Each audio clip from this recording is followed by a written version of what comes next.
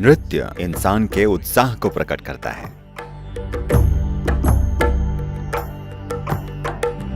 भारत में हमारे जितने भी देवता पूजे जाते हैं वे सभी नाचने वाले देवता हैं। नृत्य कई तरह से आपके संतुलन की परीक्षा है।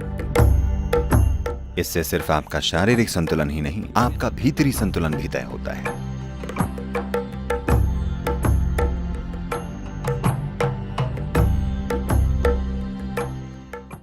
मैं बहुत खुशकिस्मत हूँ कि मुझे आज आपसे एक सवाल पूछने का मौका मिला। सद्गुरु, आपसे मेरा प्रश्न यह है कि क्या भारतीय संस्कृति में ऐसा कोई नृत्य है जिसे औषधि नृत्य भी माना जाता है? क्या आप लोग नृत्य को एक ऐसी चीज़ मानते हैं जो उपचार कर सकती है? आपका बहुत बहुत धन्यवाद और आपकी यात्रा मंगलमय हो। नमस्कार मिशेल, आपसे बात करके खुशी हुई। आप नृत्य करती हैं। मुझे आपको बताना चाहिए, मेरी बेटी जो 30 साल की हैं, बस अभी 30 की हुई हैं, वो भारतीय शास्त्रीय नृत्यांगना है। ये नृत्य का एक बहुत ही जटिल और प्रगतिशील रूप है, जो एक समय में बड़े पैमाने पर भारत के मंदिरों में पूजा के रूप में और भेंट के रूप में विकसित हुआ था, पर आज इसे मंच पर भी किया जाता है।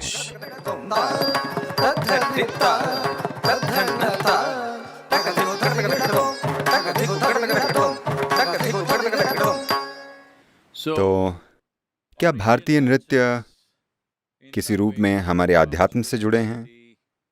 क्या उनसे किसी तरह का उपचार होता है, या क्या वे सिर्फ मनोरंजन के अलावा कुछ और दर्शाते हैं?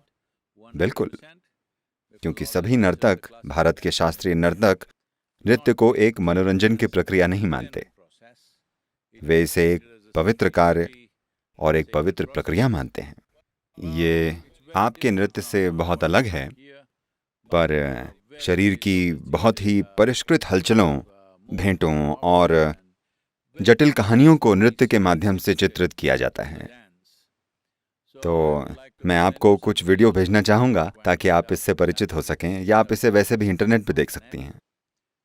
इसके अलावा मैं चाहता हूँ कि आप ये जानें कि भारत में हमारे सभी देवता जिनकी पूजा की जाती है, वे सभी नृत्य करते हैं। अगर वे नाच नहीं सकते तो हम उन्हें भगवान नहीं मानते। ये आपके लिए कैसा है?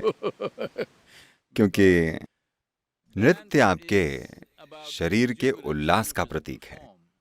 यदि आपकी जीवन ऊर्जा, यदि आपका शरीर आनंदित है, तो वो स्वाभाविक रूप से नृत्य ही करेगा।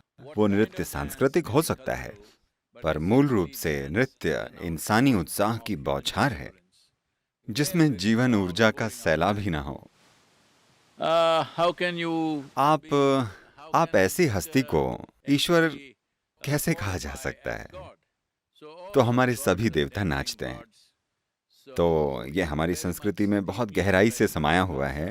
पर जब हम भारत की बात कर रहे हैं, यहाँ सब कुछ एक सा नहीं है। भारत एक विशाल देश है। यहाँ एक समय में 19,000 से अधिक भाषाएं थीं। अगर आप ड्राइव करें तो हर कुछ किलोमीटर बाद आप देखेंगे कि लोग दिखते अलग हैं, खाते अलग हैं, उनके कपड़े और संस्कृति अलग है, उनका संगीत और नृत्य अलग है। तो हम भी संघर्ष कर रहे हैं, इन चीज़ों को बचाने के तरीके खोज रहे हैं, क्योंकि ये बहुत जटिल और फैला हुआ है। पर आज कुछ रूप बहुत अच्छी तरह से, क्या कहें, चलन में हैं। कई युवा उन्हें अपना रहे हैं और उन्हें मंच मिलता है। लोग उन नृत्यों को देखने के लिए पैसे भी खर्च करते हैं। तो इस पीढ़ी में ये नृत्य फिर से जीवंत हो उठे हैं। ये समझना बहुत जरूरी है कि अगर आपका शरीर नाचना नहीं चाहता, तो बात ये नहीं है कि आप नाच सकते हैं या नहीं। प्रश्न बस ये है कि क्या आपके अंदर से जीवन ऊर्जा छलक रही है या नहीं? क्या आपसे जीवन ऊर्जाएं प्रवाहित हो रही हैं, या आप एक ढलते हुए जीवन हैं? तो जिस आयाम को हम नृत्य कह रहे हैं, अगर हम बढ़ती उम्र के बच्चों में अगर ये आयाम सिखाया जाए तो संतुलन बनाया जा सकता है जैसे वो बढ़ते हैं, क्योंकि हमारे अंदर जो काबिलियत है, जो क्षमताएं हैं और हमारे भीतर जो योग्यताएं हैं और हर इंसान में जो भी प्रतिभा है वो संतुलन होने पर ही प्रकट हो सकती है।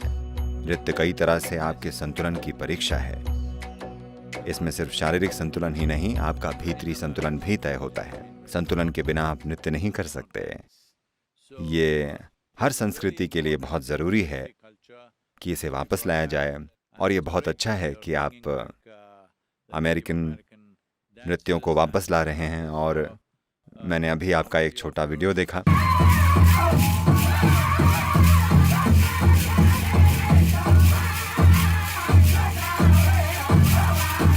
काश कि हम पहले मिले होते। आपको टेनेसी में आकर, हमारे केंद्र में आकर प्रदर्शन करना चाहिए। आपको नाचते हुए देखना अद्भुत होगा।